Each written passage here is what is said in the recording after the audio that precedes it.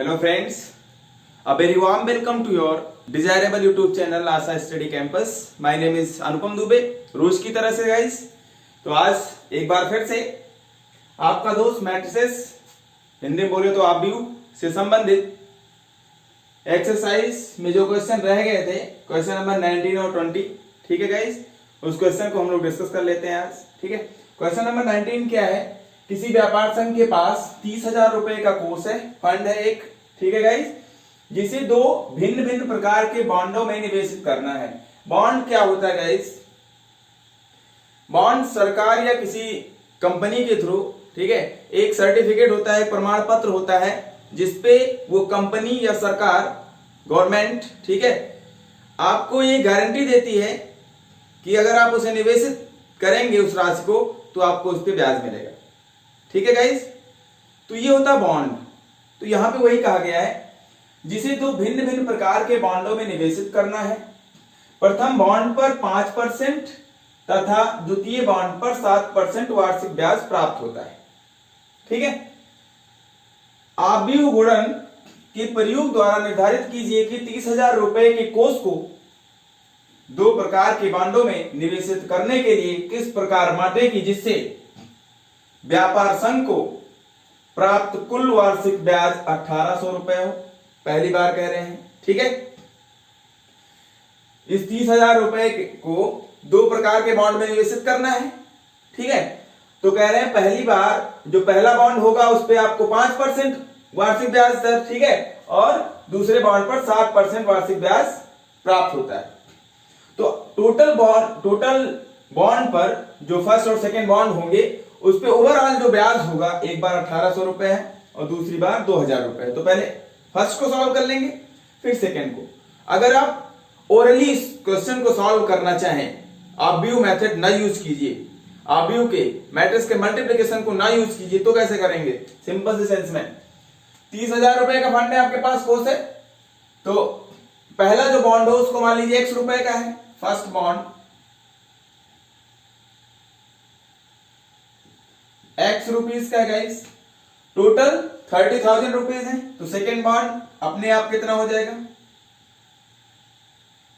जो आपको इन्वेस्ट करना है?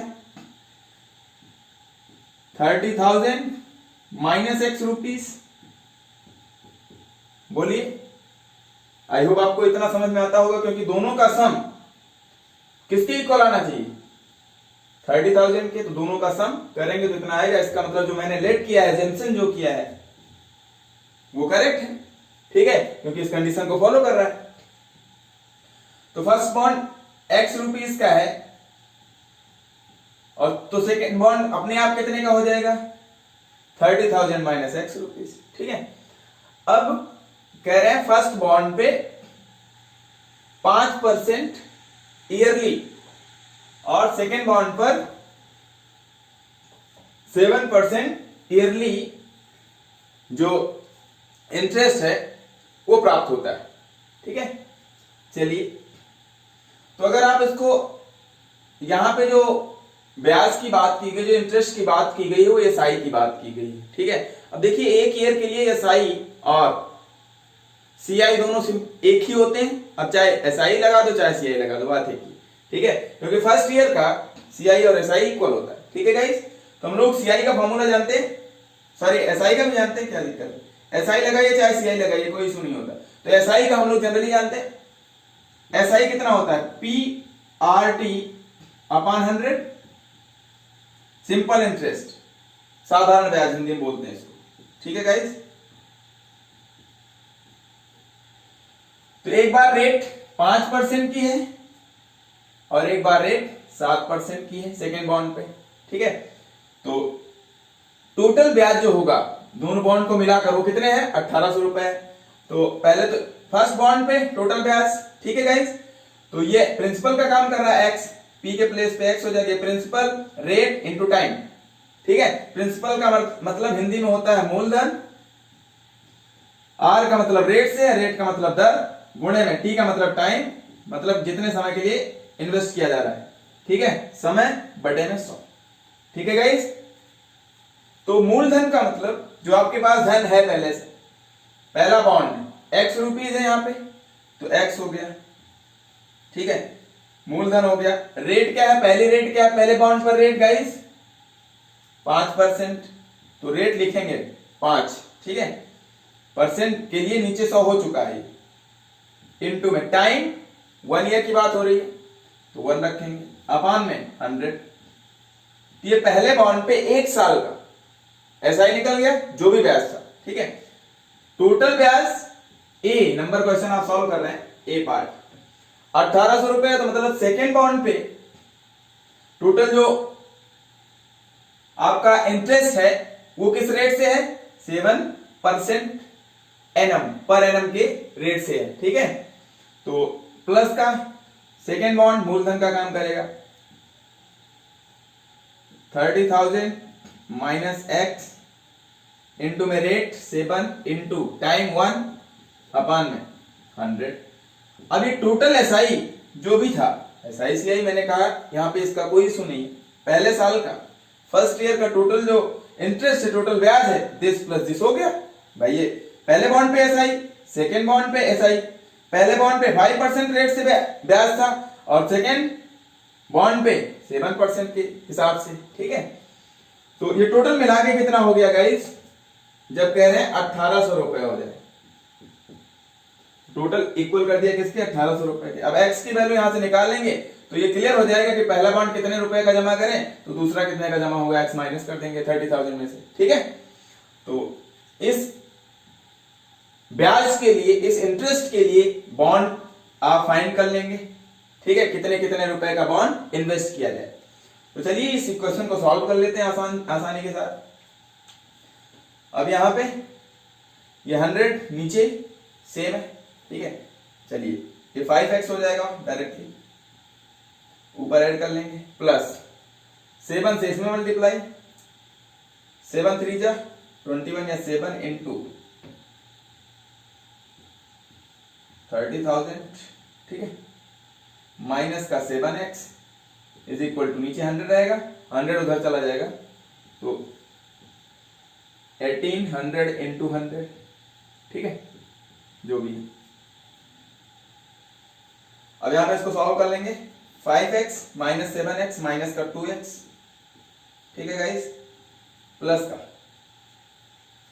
अब ये प्लस का है, इतना जो भी वैल्यू है ये उधर जाएगा तो माइनस का हो जाएगा, ठीक है गाइस। या फिर ऐसा भी कर सकते हैं, ये माइनस 2x है, इसको उधर लेके चले जाइए, ठीक है, तो ये प्लस का 2x हो जाएगा, और ये प्लस का है 2x को, इधर माइनस का 2x था उधर गया, प्लस का 2x हो गया, ठीक है गाइस। अब ये इधर प्लस का इधर आएगा तो माइनस का, ये इधर रहने दो, 7 इंटू 30,000 और ये माइनस का, इसको 18 और ये हो जाएगा 1 2 3 4, ठीक है, इसको मल्टीप्लाई कर दीजिए, 7 3 जा 21, ठीक है, 40 माइनस का 18 के बाद कितने zero, 40 is equal to 2x, ठीक है गाइस। अब ध्यान से देखिए,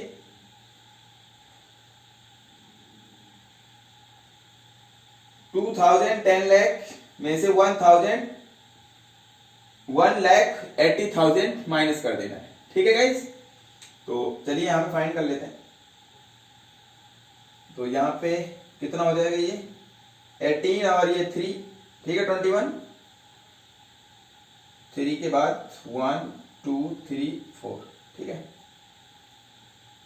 इज इक्वल टू 2x, ठीक है, कैंसिल कर लेंगे, इसको कितना हो जाएगा, यहां से x की वैल्यू हो जाएगी 15,000, ठीक है,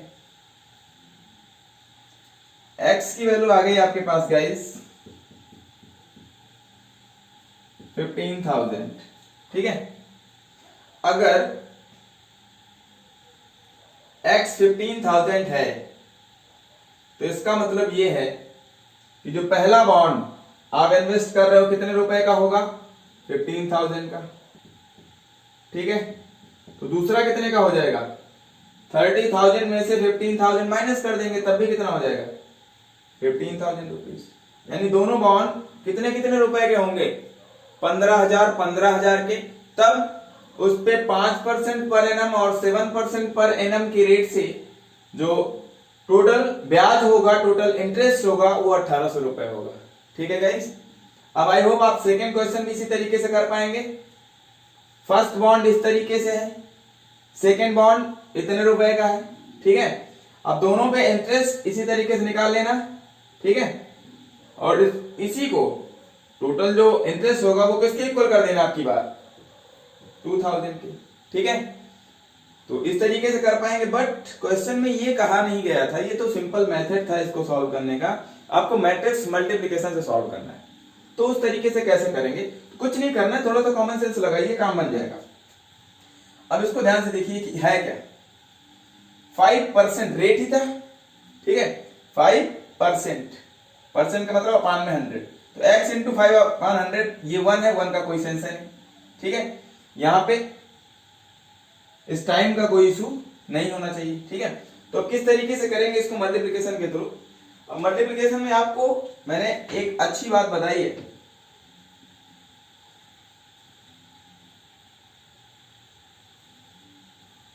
मैट्रिक्स मल्टीप्लिकेशन का यूज हम लोग करते हैं यहाँ पे। ठीक है, देखिए कैसे करेंगे गाइस। अब इतना तो पता है कि दो मैट्रिक्स का मल्टीप्लिकेशन कब पॉसिबल होता है, जब किसी मैट्रिक्स में, पहले मैट्रिक्स में जितने नंबर ऑफ कॉलम हो, सेकेंड मैट्रिक्स में उतने ही नंबर ऑफ रो हो जाए, तभी दोनों मैट्रिक्स का मल्टीप्लिकेशन पॉसिबल होता है। ठीक है, तो यही करना है मुझे। तो पहले बॉन्ड आपको लिख लेना है एक मैट्रिक्स के अंदर। तो बॉन्ड को अगर मैंने यहां पे x कर दिया पहला बॉन्ड, और दूसरा बॉन्ड कर दिया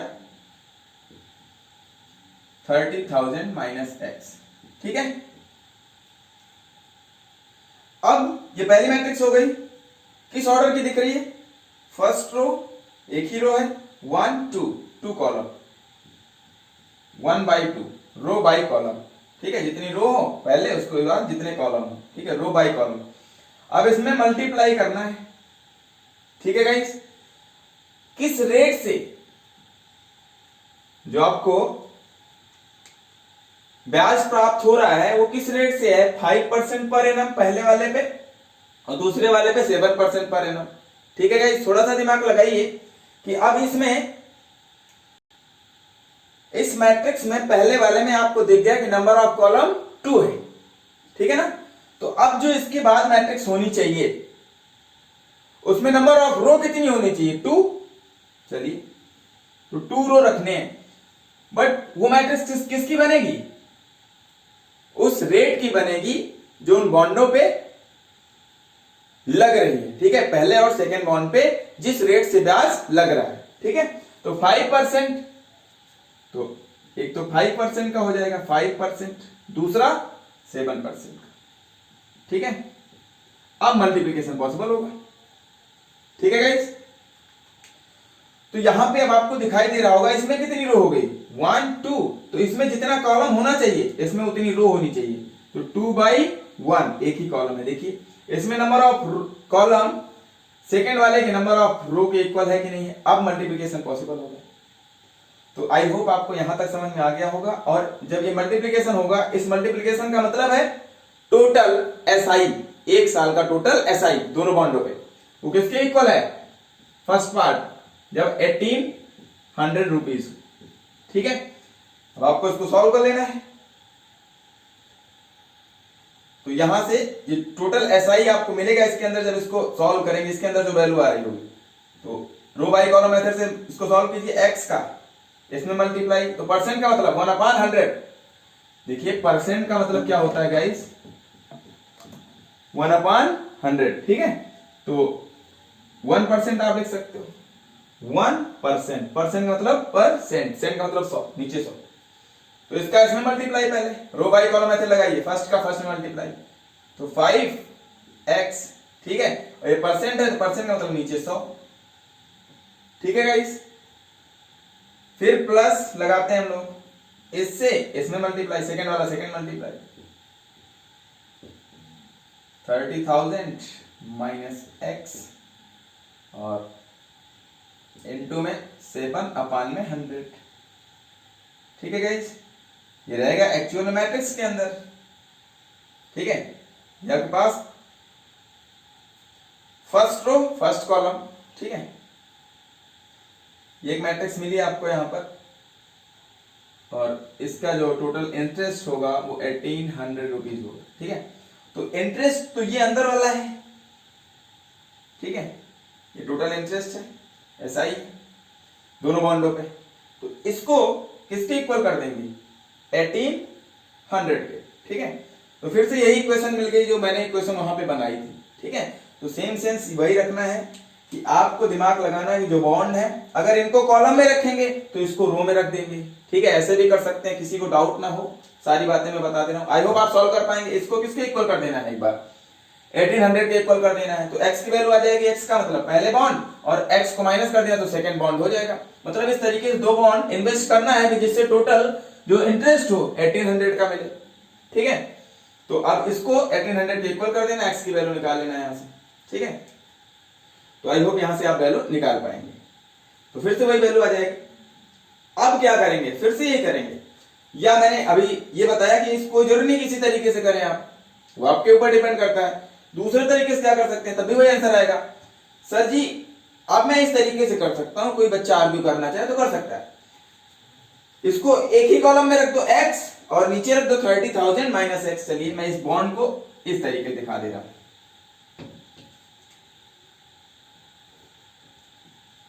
x पहला बॉन्ड, दूसरा कितना हो जाएगा इस 30,000 माइनस x, ठीक है। एक ही रो में रख दो, कितनी सॉरी एक ही कॉलम रख दो, कितनी रो, 2 रो। अब मैं चेंज कर दे रहा हूं, उल्टा कर दे रहा हूं, R1 R2 कर दिया, एक कॉलम कर दिया, ठीक है, C1। अब इसको क्या करेंगे, अब इसमें कितनी रो कितने कॉलम, 2 by 1 का हो गया, 2 by 1 का, रो बाई कॉलम, 2 रो 1 कॉलम, ठीक है। अब इसमें पहले वाले में नंबर ऑफ कॉलम दूसरे वाले के नंबर ऑफ रो के इक्वल होना चाहिए। इसका मतलब इसमें एक कॉलम है, ठीक है, तो इसमें कितनी रो रखनी है, एक ही रो रखनी है, तभी मल्टीप्लिकेशन पॉसिबल होगा। तो क्या करेंगे, चलिए इसको इसमें एक रो रखते हैं। एक रो रखने का मतलब इस तरीके से, ठीक है। तो एक लाइन के अलावा रख देना है 5%, 5% का मतलब 5/100 पहला रेट, ठीक है। दूसरे बॉन्ड पे रेट जो है 7% की है, 7/100, ठीक है। अब ये 1 by 1 2 कितने कॉलम, देखिए number of column number of row के इक्वल हो गया, नहीं अब मल्टीप्लिकेशन फिर पॉसिबल हो गया। फिर से करेंगे तो फिर से वही आंसर आपको मिलेगा, ठीक है। तो जो भी अंदर वैल्यू आएगी टोटल का सम किसके इक्वल कर देंगे, 18,000 के। आई होप आपको यहां तक समझ में आ गया होगा, नहीं आता तो फिर मैं बता देता हूं। देखिए पहले वाले का पहले मल्टीप्लाई, रो बाय कॉलम करना है, ठीक है। देखिए दिस, ये फर्स्ट रो, ठीक है, और इसमें फर्स्ट कॉलम, इसका इसमें मल्टीप्लाई x और इनटू में 5/100, ठीक है।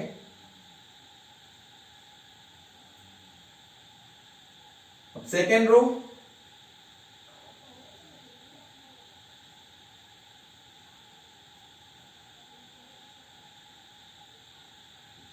ये आपके पास row by column, first row R1 और C1 का यूज करना है।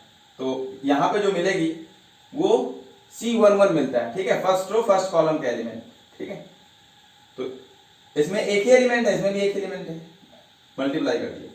उसके बाद ये x रुपए के बॉन्ड पे मिलने वाला ब्याज हो गया, ठीक है। इसमें कर देंगे R2, इसका इसमें मल्टीप्लाई, ठीक है। तो देखिए सेकेंड रो मिल जाएगी आपको, R2 C2 करेंगे तो 30,000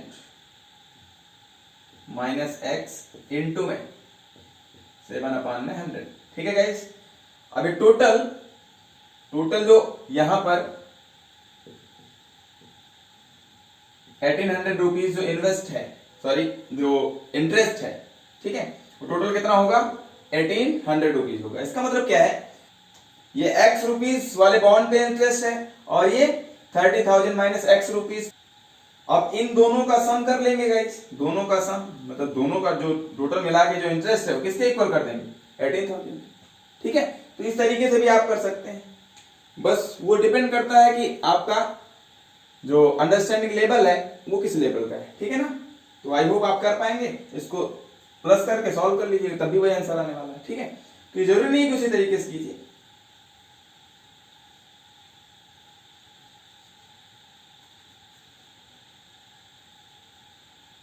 अब इसी तरीके से बी पार्ट भी हो जाएगा 2000, ठीक है, उसको भी इसी तरीके से कर लेना है।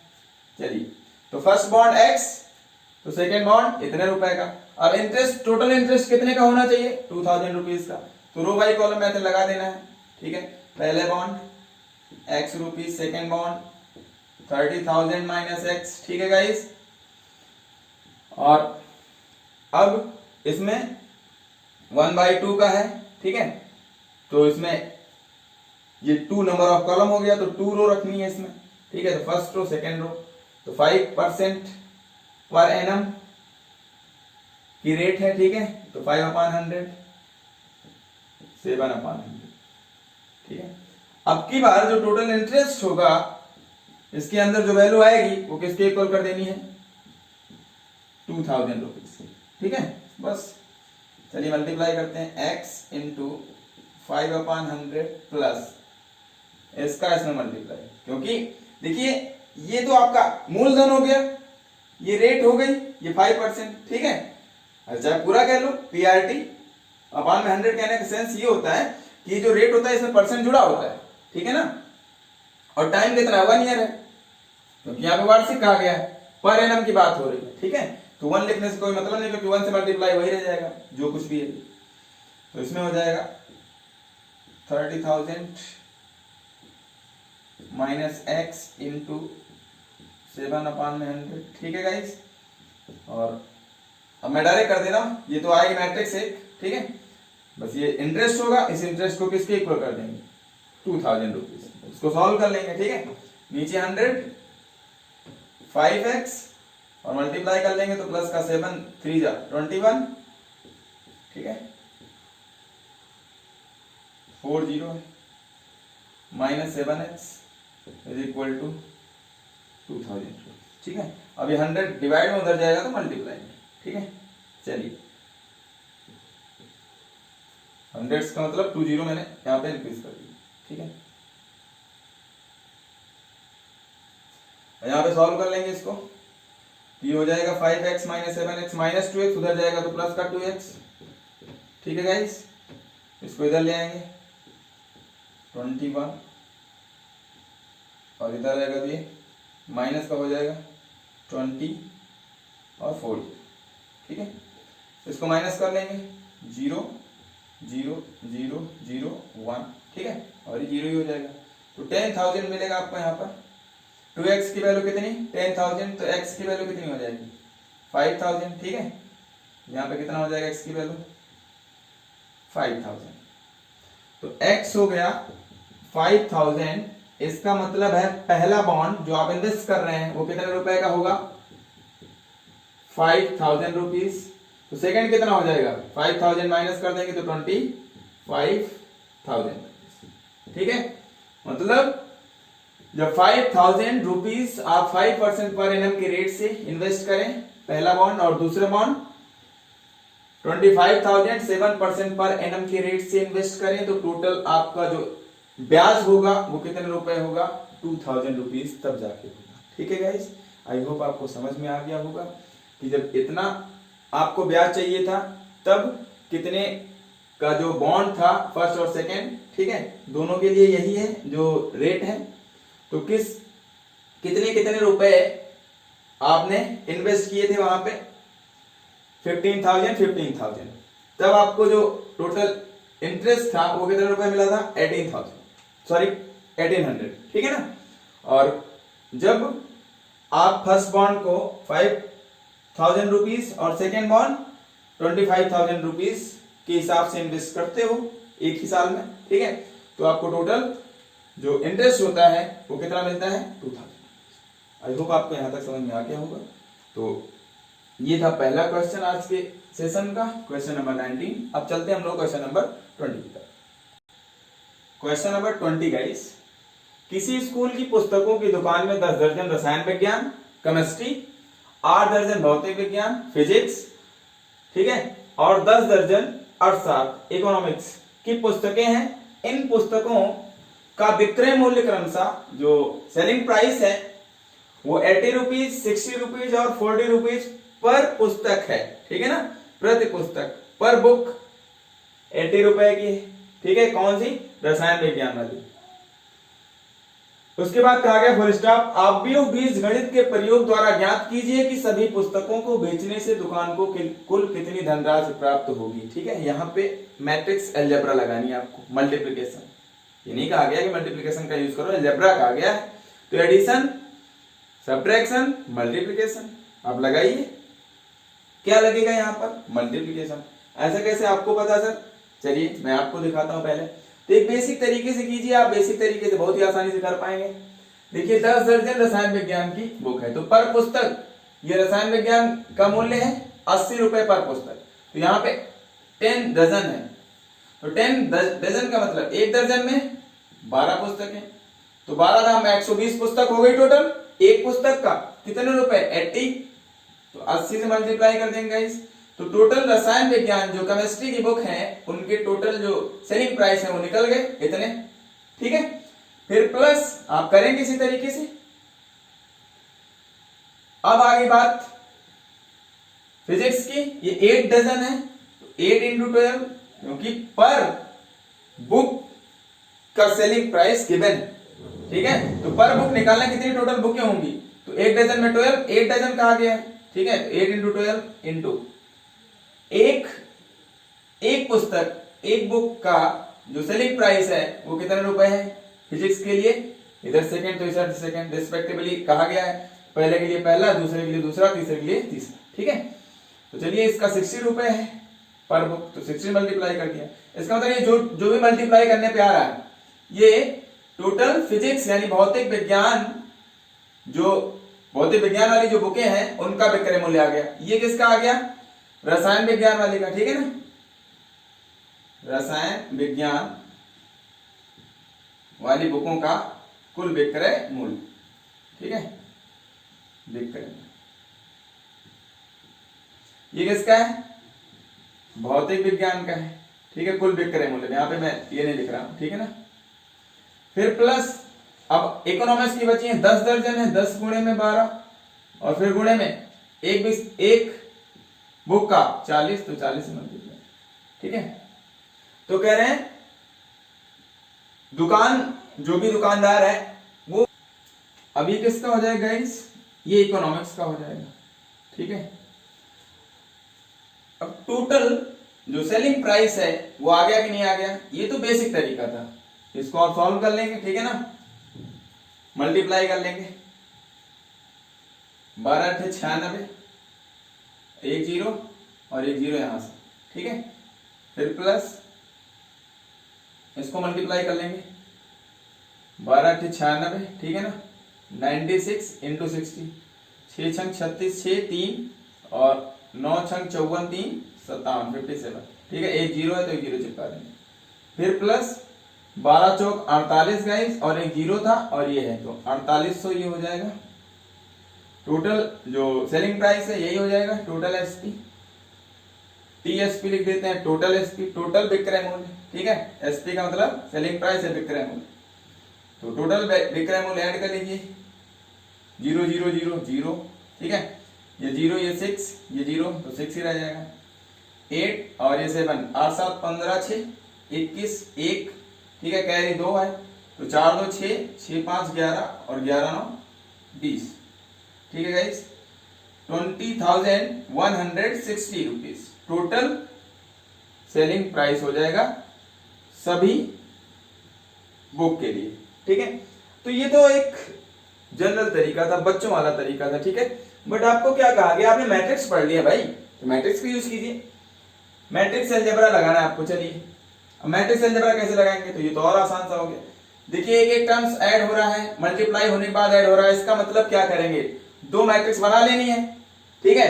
पहले वाले में जो कॉलम हो सेकंड वाले के नंबर ऑफ रो के इक्वल कर देना है, बस इतना ही करना है, तभी मल्टीप्लिकेशन पॉसिबल होगा, तभी ये अंदर एडिशन आने वाला है। इतना मैंने बहुत अच्छे से आपको बताया पहले से। तो चलिए मैं इसको यहाँ पे करके दिखा रहा हूँ नीचे, यहाँ पे मैट्रिक्स अलजेब्रा के मेथड से। तो पहले तो पुस्तकों की संख्या को एक मैं रो में दिखा दे रहा हूं, रो बाय कॉलम मेथड लगाते हैं, तो पहले रो दिखा दीजिए, ठीक है। चलिए एक रो रखते हैं, इसमें 10 डजन रसायन विज्ञान की बुकें हैं, 10 डजन, तो 10 डजन, ठीक है, 10 दर्जन। फिर उसके बाद 8 दर्जन है किसकी, भौतिक विज्ञान की, ठीक है। ये केमिस्ट्री की बात हो गई गाइस, ये फिजिक्स की बात है, और उसके बाद इकोनॉमिक्स की, ठीक है। इकोनॉमिक्स की कितनी है, 10 दर्जन है, ठीक है। अब इनके जो प्राइस हैं, ये तो किताबों की संख्या हो गई, नंबर ऑफ बुक्स, ठीक है। एक रो में मैंने दिखा दिया, एक मैट्रिक्स में, और उनके प्राइस को दूसरी मैट्रिक्स में दिखाइए। अब कैसे दिखाना ये समझना है आपको। इसमें कितनी रो रख दिया आपने, एक ही रो रख दी, सिंगल रो, कितने कॉलम, 1 2 3 कॉलम, तो 1 रो कितने कॉलम, 3, 1/3 की हो गई। अब इसमें number of column second matrix जो आप इसके जस्ट बगल में लिखने जा रहे हो, ठीक है ना, इनटू में, उसमें क्या करना है आपको कि उतने ही नंबर ऑफ रो उसमें रखने जितने इसमें नंबर ऑफ कॉलम हो। पहले में नंबर ऑफ कॉलम, दूसरे में नंबर ऑफ रो के इक्वल। चलिए तो रो रखना है, 3 रो रखनी है, first row, second row, third row, ठीक है। चलिए पहले का प्राइस जो केमिस्ट्री का है वो 80 रुपए पर बुक है, तो 80 रुपए लिख देंगे, ठीक है। सेकेंड वाले का 60 रुपए, देखिए फर्स्ट रो सेकेंड रो हो गई, थर्ड रो कितने, 40 रुपए। अब इसको क्लोज कर दीजिए, देखिए ध्यान से, अब आपको समझ में आ गया होगा यहाँ पर कितनी रो, 1 2 3 रो, कितने कॉलम, एक ही कॉलम है, तो 3/1। इसका नंबर ऑफ कॉलम इसके नंबर ऑफ रो के इक्वल हो गया कि नहीं हो गया गाइस, ठीक है। अब इनको मल्टीप्लाई कर लेते हैं, ठीक है। मल्टीप्लाई करने पे क्या मिलेगा आपको, ये 10 डजन है, अब एक डजन का मतलब 12, तो यहाँ पे 10 इंटू 1 डजन लिख सकते हैं, ठीक है। तो 1 डजन के प्लेस में मैं 12 लिख दे रहा हूं, सब में 12, ठीक है। चलिए इसमें भी 12, इसमें भी 12, आप सेकेंड लाइन में लिख सकते हैं, ठीक है। मेरे पास स्पेस की थोड़ा सा दिक्कत है, इसलिए मैंने लिखा। अब ये 12 कॉमन दिख रहा है सब में, इसका मतलब इस 12 से इस मैट्रिक्स में मल्टीप्लाई हुआ है। 12 एक स्केलर की तरीके से व्यवहार कर रहा है गाइस, ठीक है। तो इस 12 को बाहर रख देंगे, तो ऐसे भी कर सकते हो इसको स्टैंडर्ड फॉर्म में, देखिए ये 12 बाहर आ गया, 12 इंटू समथिंग हो जाएगा, ऐसे भी कर सकते थे बाद में, पहले डजन अंदर दिखा देते और 12 स्केलर का काम करता, ये स्केलर हो जाता, यानी अदिश राशि हो जाती है बाहर, क्योंकि किसी स्केलर से किसी मैट्रिक्स में मल्टीप्लाई करने का मतलब क्या होता था गाइस, इसी स्केलर से सब में मल्टीप्लाई कर दो, ठीक है। तो सब में मल्टीप्लाई हुआ तो बाहर भी आ सकता है, ठीक है, तो बाहर कर लेंगे, अब फिर से मल्टीप्लाई करेंगे इसमें, ठीक है।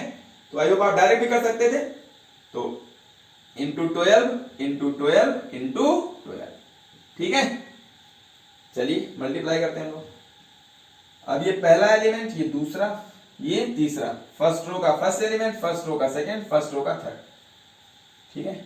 रो बाय कॉलम मेथड लगाइए, R1 C1, ठीक है, एक ही कॉलम है, तो 1 1, यानी जो मैट्रिक्स मल्टीप्लिकेशन की बात आएगी उसमें फर्स्ट रो फर्स्ट कॉलम एक ही एलिमेंट बनेगा, पहले का पहले मल्टीप्लाई, 10 इंटू 12 इंटू 80 गाइस, फिर प्लस सेकंड का सेकंड में 8 इंटू 12 इंटू 60 गाइस, फिर प्लस 10 इंटू 12 इंटू में 40, ठीक है। अब ये ओवरऑल क्या दिखा रहा है, ये जो आ रहा है ये ओवरऑल किस बात को डिफाइन कर रहा है, टोटल सेलिंग प्राइस को, दुकान को कुल कितनी धनराशि प्राप्त होगी, ठीक है। सभी पुस्तकों को बेचने पर उस दुकानदार को कितने रुपए प्राप्त होंगे, ये उस बात को बता रहा है, टोटल सेलिंग प्राइस बता रहा है, ठीक है ना, जितने में उसने किसी को दिया होगा। अब ये टोटल आपके पास सेलिंग प्राइस आ गया है, टोटल सेलिंग प्राइस इतना कॉस्ट दुकानदार को गेन होगा, मिलेगा जब वो इन सारी पुस्तकों को बेच देगा। कितनी कितनी, 10 दर्जन रसायन विज्ञान वाली, 8 दर्जन भौतिक विज्ञान वाली और 10 दर्जन और 7 की बुकों को बेच देगा तो उसको इतने टोटल रुपए मिलेंगे, ठीक है ना, टोटल सेलिंग प्राइस। ये कितना हो जाएगा आप अभी मल्टीप्लाई करके देख चुके हैं, ठीक है ना, 12 × 96, उसके बाद ये 0 था, सब में वही है, जब ऐड करेंगे तो यही आएगी वैल्यू, ठीक है, 20,160 रुपीज, ठीक है गाइस। आई होप आप समझ पाए होंगे, यही आपका टोटल सेलिंग प्राइस हो जाएगा उस दुकानदार के लिए, यानी उन पुस्तकों को बेचने पे कितने रुपए उसको मिले, ठीक है। आई होप आप मल्टीप्लाई कर लेंगे, चेक कर लेंगे, ठीक है ना, कहीं थोड़ा सा अगर एरर भी होगी तो उसको सही कर लेंगे, ठीक है। आई होप एरर नहीं होगी। तो गाइस आज का सेशन हम लोग यहीं पे एंड करते हैं, ठीक है। नेक्स्ट वीडियो में फिर से मिलूंगा मैं, तब तक के लिए बाय बाय।